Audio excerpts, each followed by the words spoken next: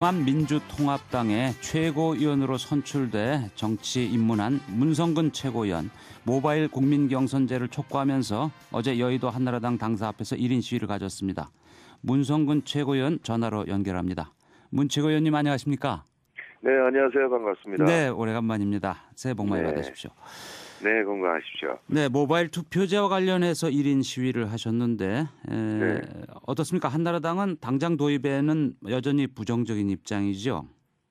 네, 그렇습니다. 이게 그 시민의 뜻을 대의해야 되는 게 정치이기 때문에 시민이 편안하게 참여하실 수 있게 하려면 핸드폰으로 선거인단 등록도 하시고 투표도 하실 수 있게 해드려야 되거든요. 그런데 한나라당에서 자신들은 이 제도를 도입할 생각이 없다는 거죠.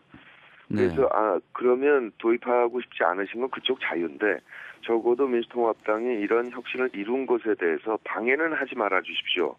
이렇게 요청을 드리는 거죠. 그런데 정개특위에서 합의가 안 되고 있습니다. 네. 그런데 한나라당에서 뭐 이런 얘기도 있던데요. 특정 네. 선거구의 주민 누구나 자유롭게 참여하는 완전 국민 경선은 아니고 예를 네. 들어서 당협에 등록한 주민들은 모바일로 투표하는 이른바 약간 네. 폐쇄적인 국민 경선제 그건 생각해보자 이런 의견도 있는 것 같은데 네, 어떻습니까? 그거는 이제 그동안 당 구조에 대한 기존의 당 구조를 그대로 유지하겠다는 거죠. 그러니까 당원 중심의 정당이고요. 우리 민주통합당의 경우는 굳이 당원에 입당하지 않으셔도 시민인데 민주진보적 가치를 지향하는 분 경우에는 당 의사결정 구조에 참여할 수 있는 권리를 드리겠다.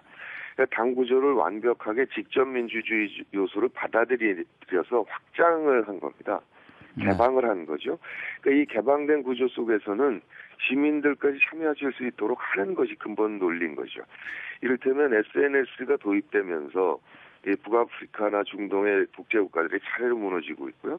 유럽이나 미국 같은 경우에 월가를 점령하라 이런 것들이 결국 시민들이 직접 민주주의적 요소를 지금 강하게 요구하고 있는 거지 않습니까? 근데 지금 몇 달 얼마 선거 남지 않았는데 바로 도입하도록 그렇게 급히 지금 정할 만큼 그렇게 간단한 문제는 아니지 않을까요? 아주 간단한 문제입니다. 그 정당에서 시민이 등록하시는 분들이 이제 주민등록번호 앞번호하고 그다음에 난 어느 지역구 소속이다라고 신고를 하면 등록을 하시면 그것이 사실인지 여부를 중앙선관위가 행안부를 통해서 확인만 해주면 됩니다. 예. 정말 그 컴퓨터에 엔터키 두세 번 누르면 해결되는 문제거든요. 네. 그러니까 법 개정 경우에 이를테면 그 사생활 보호 때문에 정보통신법이나 이런 건 굉장히 심도 있게 논의를 해야 되죠. 본인의 주소나 나이 성별 다 밝힌다면. 네. 근데 그런 게 아니고 신고한 내용이 사실이냐. 주소도 필요 없는 거고요. 네. 저 일산 동구 소속입니다. 네. 서구 소속입니다. 이것만 선거구 사실 여부만 소속 여부만. 되니까 선거법 그러니까 이를테면 법에 한 개의 조항만 넣으면 되는 거죠. 네. 그런데 그리고 이 부분을 여야가 굳이 이런 제도에 대해서 합의조차 할 필요도 없습니다. 그러니까 한나라당이 아직 준비가 안 돼서 다음번에 하겠다. 그럼 한나라당 그렇게 하시면 되고 민주당은 이번에 당대표 경선에서 시민 참여를 70% 반영했지 않습니까? 그래서 80만 명이 참여하셔서 축제 속에 치렀는데 우리는 준비가 됐으니까 우리는 하고 싶다. 그럼 하십시오. 한나라당은 다음에 하겠습니다. 이러면 되는 겁니다. 그런데 못하게 하고 있다는 말씀인가요? 한나라당이? 그러니까 자신이 준비가 안 됐다고 다른 당도 못하게 만들고 있는 거죠. 자, 한나라당이 19대 총선에서 안 된다는 입장을 고수할 경우에 민주통합당은 자체적으로 모바일 투표제를 강행할 생각입니까? 그렇게 봐도 됩니까? 당연히 해야 되는데 문제는 그렇게 되면 그 모바일로 선거인단 등록하고 현장에 와서 투표하시거나 또는 현장에서 등록하시고 모바일 투표를 하시거나 현장 등록하고 현장 투표하시거나 이 세 가지 방법이 나왔습니다. 그런데 진입 장벽이 되기 때문에 참여율이 현저히 떨어지게 되고요. 그렇게 되면 동원 경선의 위험이 생깁니다. 그러니까 지금 한나라당에서 돈봉투 사건이 계속해서 재발되지 않습니까? 그거는 한정된 선거인단을 향해서 후보자들이 호소하기 때문에 자꾸 돈을 쓰고 싶은 유혹을 느끼거든요. 모바일을 도입한 모바일은 돈을 쏠 수가 없습니다.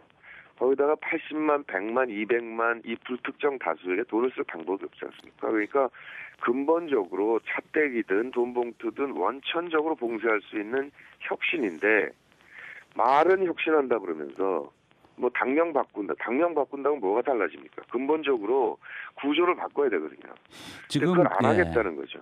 관련 선거법을 고치지 않고 네. 그렇게 되면은 휴대폰 소속이 우리 선거구 소속이 맞는지 안 맞는지 모르는 상태에서도 그냥 강행할 수가 있습니까? 아니요. 그러니까 현장에 와서 등록하시고 모바일로 투표한다는 뜻입니다. 네, 그 모든 네, 선거구에서요. 현장에서 주민등록증에서 다 신호를 확인하고 네. 그분이 등록하는 전화번호로 할 수 있게 되는 거죠. 네. 네. 자, 모바일 투표제 이거 간단한 문제가 아닌데요. 이거만큼 또 뜨거웠던 뉴스가 지금 선거구 확정 문제인데 이거 상당히 네. 중요한 문제 같은데 지금 3개 지역구를 좀 늘리고 여러 가지 이런 내용들이 여야 간에 사실상 합의가 됐다는 얘기가 나오는데 사실입니까? 이게 합의는 아직 안 됐고요. 네. 근데 근본적으로 이제 선거구별로 인구가 느는 지역, 주는 지역 있지 않습니까? 네. 그러면 느는 지역은 분구하고 주는 지역은 합치면 되거든요. 합구를 해야죠. 근데 근본적으로 한나라당이 이걸 거부합니다. 주는 지역이 이제 영남권에 좀 섞여 있기 때문에 그렇다는 거죠. 우선 호남에도 조금 주는 지역이 있고 서로 뭐 합의가 가능할 것도 같은데요. 아니 주는 지역만 합의하면 되는 거죠. 우리 네. 당론은 주는데 줄이고 늘리는데 늘리자입니다. 네. 그런데 이제 이게 합의가 안 되기 때문에 그 다음에 남는 방법은 느는 데를 분구해서 늘리면서 그러면은 비례가 줄어들지 않습니까? 네. 그러니까 직능 대표 비례를 줄이면 안 되는 거죠. 그러면 분구해서 늘리면서 비례도 늘리는 방법입니다. 그런데 지금 헌법에 200명 이상으로 돼 있어요, 의원이. 네. 그러니까 이걸 법학자들은 299라고 해석하는 분이 계신데 예.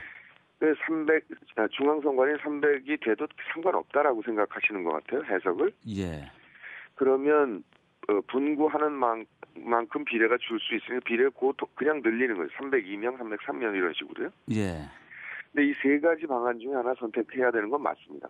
만약 그러지 않고 셋 다 합의되지 않은 상태에서 그대로 두면 위헌이 걸리기 때문에 선거 전체가 무효화될 수 있는. 근데 지금 여당 아니나 야당 아니나 저 헌법에 걸릴 수 있는 그런 소지가 지금 다 있지 않습니까? 예, 그 합의 안 하고 지금 그대로 가면 헌법에 걸립니다. 그렇죠. 예. 네. 지금 그래서 우리 원칙은 느는데 늘고 줄이는데 줄이자입니다. 네. 근데 이게 안 되니까 그다음에 네, 지금 알겠습니다. 한나라당이 그냥 분구하고 비례를 줄이거나 비례를 늘리거나 이 얘기를 하고 있는 거죠. 네. 자, 석패율제 관련해서 네. 여쭙겠습니다. 이 석패율제 결국 도입하기로 했는데요. 그렇게 어제 그렇게 나왔습니까? 네, 지금 민주당이 한 정당이 차지한 의석수가 권역별로 전체 10분의 1에 못 미치는 경우에는 이 석패율제 도입한다 이런 쪽으로 된 걸로 뉴스가 나왔는데요. 이건 통합진보당이 상당히 반발을 의식한 것 같은데 그래도 이게 통합진보당이 오케이를 할지 모르겠습니다. 어떻습니까? 지금 사실은요. 정개특위 안에 진보당 분이 한 분이 들어와 계십니다. 원래 한나라당과 민주통합당 간의 그 정개특위가 구민주당이요. 네. 구성되는 게 맞는데 민주당 쪽에서 한 위원을 진보당 쪽에 이제 드렸죠. 그래서 늘 협의를 하고 있었습니다. 근데 진보당에서 원하는 것은 근본적으로 비례 확대죠. 독일식 정당, 궁극적으로는 독일식 정당 명부제를 원하고 있으니까요. 네. 그래서 진보당과 민주통합당은 사실 독일식 정당 명부제에 대해서 협의를 공식 루트가 아니라 늘 이 통합 논의 과정, 운동 과정에서 협의를 해왔습니다. 예. 독일식 정당 명부제를 도입하는 조건으로 정당 연합을 하자 이번 총선을 향해서 이건 저희 국민의 명령의 주장이었고요. 예. 그래서 근본적으로는 비례가 확대돼야 되는데 그것은 차기 목표라면 우리가 달성이 된 다음에 목표라면 설득이 가능하다고 보시는 거죠? 통합진보단. 그거는 합의가 충분히 가능한 사안이죠. 네. 그 민정부 10년 동안에도 네. 지역구도를 넘어가기 위해서 선거제도 개편을 해야 된다라고 두 대통령 모두 다 무지하게 굉장히 노력을 많이 했었고요. 네. 근데 그것이는 한나라당 반대로 무산돼 왔던 거죠. 네. 이거 대신 이게 궁여지책으로 네. 선거제도 개편, 근본적인 개편에 동의해주지 않으시니까 한나라당이 네. 이런 상태에서 그럼 한 정당의 지역을 완전히 싹쓸이할 경우, 예. 90% 이상 할 경우에 지는 정당에서 석패율 제도를 도입하고 싶은 정당은 해도 좋다 이런 네, 합의니까. 네, 가능하다. 네, 진보당도 설득이 가능하겠다. 독일식 정당명제 그러니까 앞으로 추진한다는 것에 동의하면 충분히 검토하실 수 있지 않겠나 이렇게 생각합니다. 자, 이 교수가 판사에게 석공을 쏜 사건으로 부러진 화살이라는 영화가 만들어져서 상당히 관심을 모으고 있는데 여기에 판사로 출연을 하시지 않았습니까? 그랬습니다. 그래서 자, 이 영화를 계기로 해서 사법불신 논란이 상당히 뜨거운데요. 여기에 대해서는 어떤 생각 갖고 계십니까? 네, 이것은 일단 근본 논란이 되고 있는 것에 대해서 이 영화는 창작물입니다. 그러니까 창작자가 그 현실에 있는 것을 토대로 해서 창작자가 이렇게 영화를 만들어서 관객께 드리는 거죠. 그러니까 달을 이렇게 가리켰습니다. 나는 이 영화를 왜 만들었다. 근데 그 만든 것에 대해서 전체를 다 보였느냐. 그 다큐멘터리는 아니라는 거죠. 논란을 벌이고 있는 건 좀 우습다고 느껴집니다. 그러면 다큐를 요구하는 거죠. 근데 이 사안이 그동안 이제 사법부의 삼권 분립 국가에서 늘 존중을 해왔는데 그래도 사법부 자체도 이 사법 체계가 제대로 잘 작동되고 있는지에 대해서 반성해볼 계기를 자성해볼 계기를 제공하려고 만든 영화 이렇게 이해하시면 어떨까 싶습니다. 네. 문재인 이사장이 이 영화가 대박 나면은 부산 북강설에 출마하는 문성근 씨에게 도움이 될까요? 뭐 이런 트위터를 올렸다는데 본인은 어떻게 생각하십니까? 예, 안성기 형이 지난 며칠 전에 부산에서 이제 관객 인사를 하는데 그렇게 얘기를 하시더라고요. 자신이 형이 많이 아끼고 좋아하는 연기자 한 사람을 시민들께 뺏겼다. 잘 지켜주시면 좋겠다. 그렇게 얘기하시더만요. 네. 근데 그 영화에서는 상당히 얄밉게 나와갖고 말이죠.